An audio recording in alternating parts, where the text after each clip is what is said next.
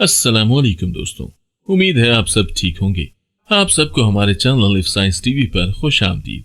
दोस्तों, क्या आपने कभी सोचा है कि इतनी वसी और इस कायनात में हम पर कभी कोई इंटरस्टेलर ऑब्जेक्ट क्यों नहीं गिरता?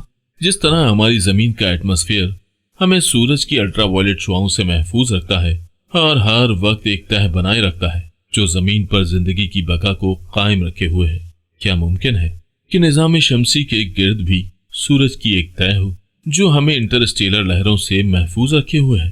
तो दोस्तों, बिल्कुल ऐसा ही है। साइंसदानों का मानना है कि सूरज एक प्लाज्मा का गोला है जिसकी अपनी मैग्नेटिक फील्ड होती है और ये अपने चार्जर्स की सोलर विंड बनाता है जो हमारे निजाम शमसी के गिर्द एक तह बनाता है जिसे हम हीलियोस्फीयर कहते हैं। अब ये हीलियोस्फीयर करती क्या है और इसकी बनावट कैसी है? दरअसल ये तह हमें कॉमेट्स से बचाती है। अब आप सोचेंगे कि ये कॉमेट्स क्या बला है?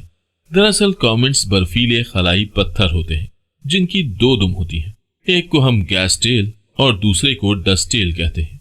इन्हीं टेल्स की वजह से हमें हीलियोस्फीयर का कॉन्सेप्ट पता चला, क्योंकि जब ये कॉमेट्स एक खास मकाम पर आते हैं तो इनकी गैस टेल खत्म हो जाती है और सूरज की गर्दिश के उल्टा चलती है।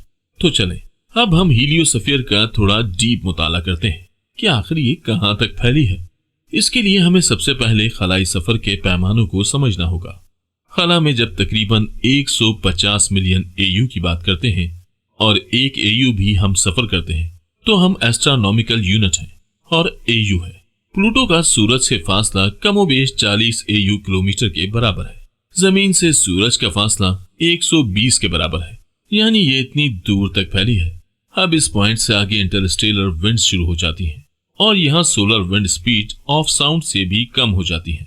सो यहाँ इस खात्मे से एक दायरा बनता है जिसे टर्मेंशन शॉक कहते हैं।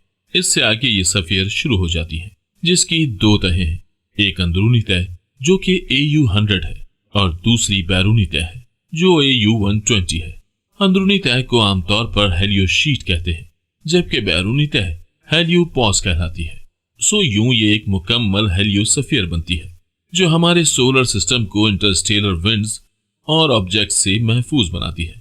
लेकिन जैसे कि हमें सर एडॉन हिबल ने बताया है कि कायनात फैल रही है, सो हर सिस्टम इससे असरअंदाज होता होगा।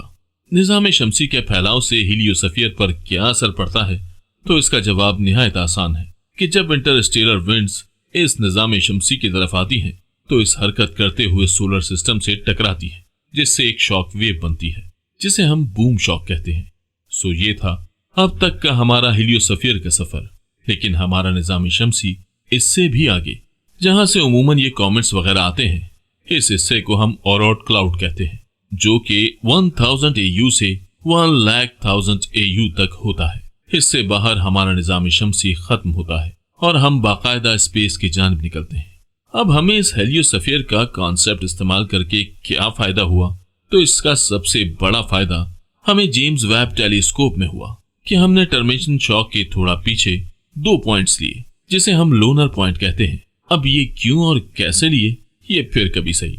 तो हमने लोनर 2 पर जेम्स वेब को छोड़ा जिससे वो सूरज की डायरेक्ट रोशनी से बच सके। इस तरह हमने हबल के मुकाबले जेम्स वेब को दूर तक भेजा और कायनात का नया रुख जल्द हमारे सामने होगा। सो ये था हमारे सन का सफीयर। हमें उम्मीद है कि आपको हमारी आज की वीडियो पसंद आई होगी। आइंदा भी ऐसी वीडियोस देखने के लिए हमारे साथ बने रहें। नई आने वाली वीडियो तक अपना बहुत सा ख्याल रखिएगा। अल्लाह हाफिज।